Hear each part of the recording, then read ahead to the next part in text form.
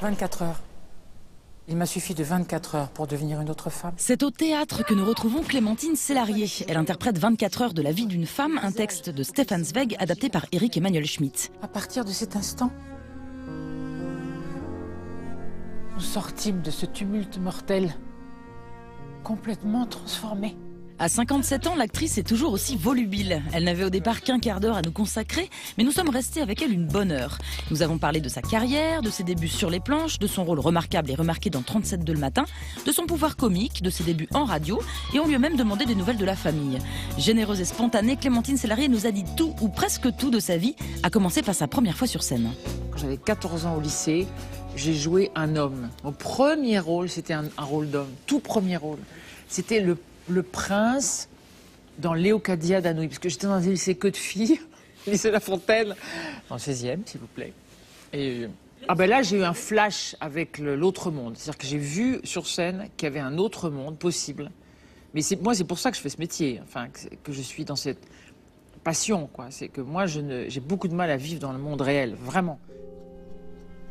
Au matin, j'émergeais d'un sommeil de plomb. Je ne reconnaissais pas l'homme qui dormait à côté de moi.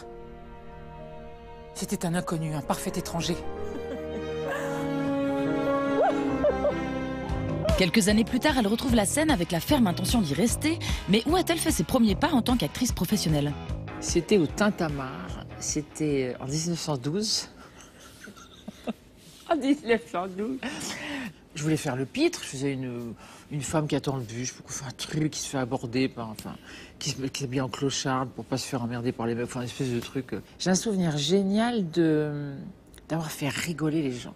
Et puis après, j'avais fait le cab habite au rez-de-chaussée, Phèdre de Pierre Dac, avec Jean-Baptiste Pley, et c'est là qu'ensuite Carlos était venu, le chanteur Carlos, que j'embrasse bien fort là où il est, et qui nous avait sélectionnés pour faire un truc, pour aider une chanson. Donc on était passé à la télé, Autre chose que l'on ignorait, Clémentine n'est pas son vrai prénom. Elle s'appelle en fait Meriem, comme sa grand-mère, et c'est à la radio qu'elle a trouvé ce pseudo.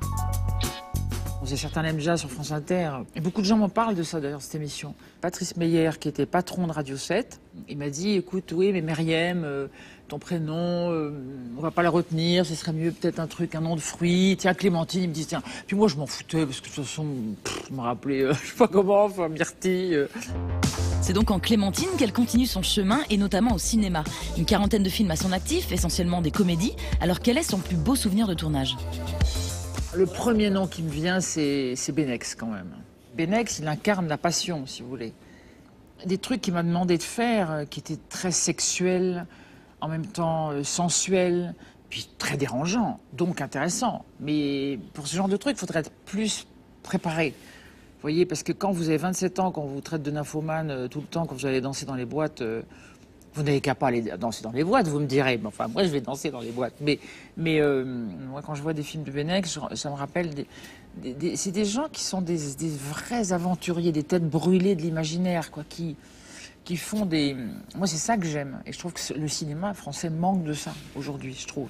On va finir en famille, car celle de Clémentine et Meriem Sélarié est plutôt surprenante. Du côté de ma maman, j'ai des ancêtres qui s'appellent Breguet. Louis Breguet était un grand monsieur, un grand inventeur, un grand ingénieur qui a inventé des avions. Et alors, un jour, on m'a demandé de participer à une émission sur les racines. Du coup, il a fallu faire des recherches sur mes descendants. Donc, on a retrouvé du Guesclin. Et comme du côté de maman, il y avait les Breguet, là, papa, sa mère, là, et il y avait du Guesclin. Enfin, c'est marrant, quoi. Enfin, j'ai découvert des trucs déments. Bon, bref, je vais m'arrêter là-dessus. Merci en tout cas. Merci, c'était super intéressant, vraiment. C'était très chouette. Je serais restée des heures.